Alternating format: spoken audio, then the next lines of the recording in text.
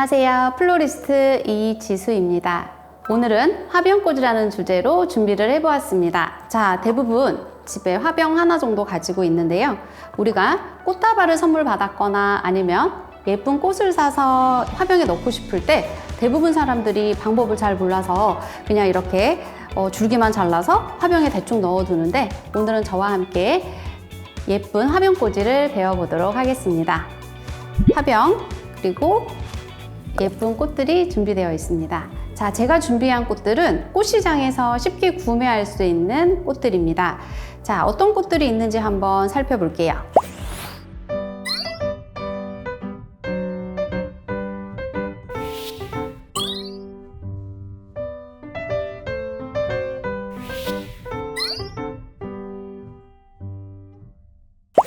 자, 이렇게 오늘 다양한 꽃들이 준비가 되어 있고, 이 꽃들을 이 화병에 담아 볼 예정인데요. 이 화병에 어떻게 하면 예쁘게 담을 수 있고 어떻게 하면 오래 볼 수 있는지 한번 배워보도록 하겠습니다.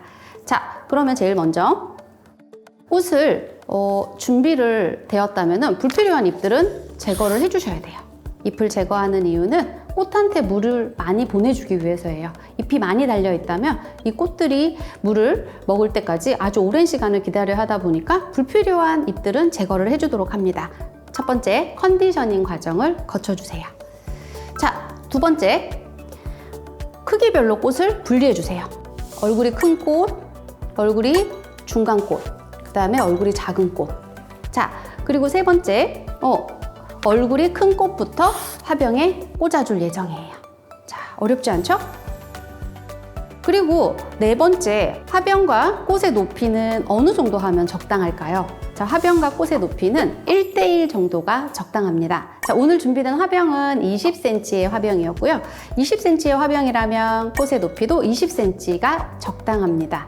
왜 이렇게 길다랗고 크게 꽂으면 너무 멋있고 좋을 것 같은데 그렇게 꽂지 않는 이유는, 꽃이 너무 길면은 물을 먹는데 시간이 너무 많이 걸리다 보니까 꽃들이 빨리 시들 수 있어요. 그런 경우는 줄기를 사선으로 잘라서 넣어주는 거 추천해 드립니다.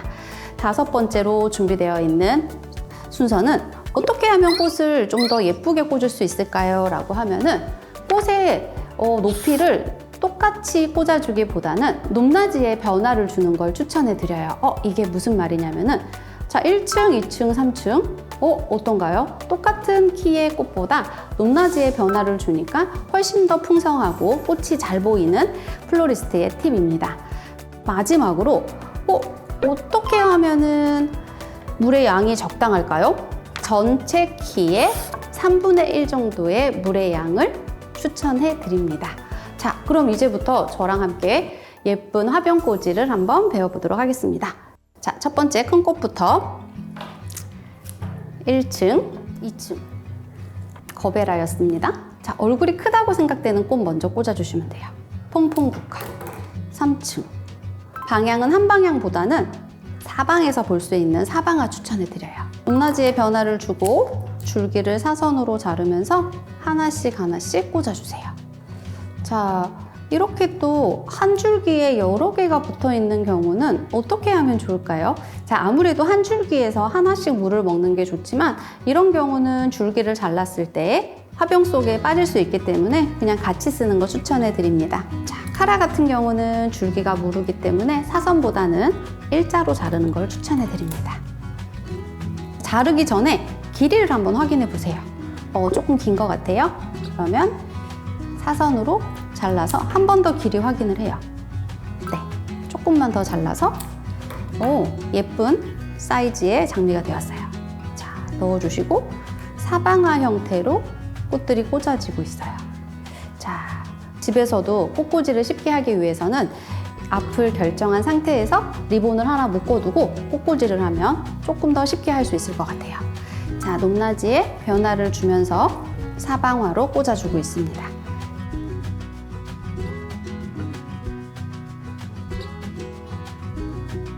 자, 이렇게 메인 꽃들이 다 끝났다면은 마지막으로 요 필러 꽃들을, 자, 필러라는 거는 이렇게 메인이 아닌 서브가 되는 꽃을 필러라고도 불러요. 필러 꽃들로 비어있는 공간을 채워주세요. 줄기가 조금 이렇게 스프레이 타입으로 많이 벌어져 있는데, 자, 같이 쓸 수 있으면 같이 쓰는 거 추천을 해드리고요.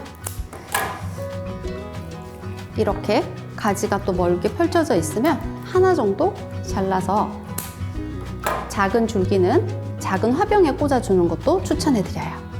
마지막으로 맨드라미 줄기 사선으로 잘라주시고 비어있는 곳에 넣어주세요. 잎소재도 하나 정도 넣어주시면 더 싱그럽게 보실 수 있을 것 같아요. 자, 이렇게 예쁜 화병꽂이가 완성이 됐는데요. 자, 예쁘게 화병꽂이를 했다면 관리하는 방법을 배워야 되겠죠? 자, 화병꽂이는 매일 물을 갈아주셔야 돼요. 시원하고 깨끗한 물로 물을 매일 갈아주시면 꽃들한테 더 오래 볼 수 있고요. 두 번째, 줄기를 물을 갈아주면서 사선으로 한 번 더 잘라주세요. 처음부터 잘라서 넣었는데 또 잘라줘야 된다고요? 네, 물속에서도 꽃들은 숨을 쉬고 있기 때문에 줄기 끝이 마를 수 있어요. 줄기를 한 번 더 사선으로 잘라준다면 물을 훨씬 더 잘 먹을 수 있어서 꽃의 수명이 더 길어져요. 그리고 꽃은 시원한 곳에 두셔야지 더 오래 볼 수 있어요. 우리가 채소나 과일을 냉장고에 보관하는 것처럼 꽃들도 온도가 낮고 시원한 곳에 두고 직사광선을 피해주면 훨씬 더 오래 볼 수 있어요. 자, 오늘 이런 꽃들을 우리가 보통 생화라고 많이 부르는데 정확한 명칭은 절화라고 해요. 꽃꽂이용의 꽃으로 절화의 수명은 일주일에서 열흘 정도 유지돼요. 관리를 해준다면 일주일에서 길게는 2주까지도 보실 수 있어요. 자, 그리고 마지막으로 우리가 화병을 2, 3일에 한 번 정도 꼭 주방 세제를 이용해서 세척을 해주셔야지 화병 속에 있던 미생물과 박테리아들이 사라지기 때문에 꽃의 수명이 월등히 길어져요. 그리고 하나의 팁은 물속에 있는 어떤 미생물과 바이러스를 억제하기 위해서 락스 한 방울, 식초 한 방울 넣는 것도 괜찮은 방법입니다.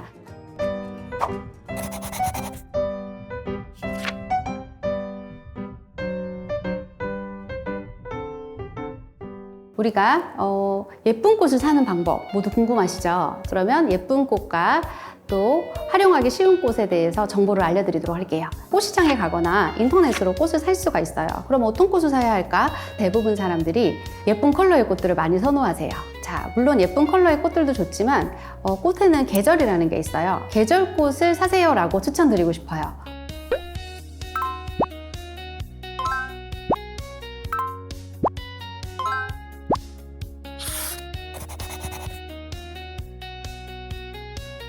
봄, 여름, 가을, 겨울 추천해드리는 꽃 알려드렸는데 좀 도움이 되셨을까요? 그러면 이제 계절에 맞게 꽃을 구매하셔가지고 직접 화병꽂이 해보시는 거 추천해드립니다.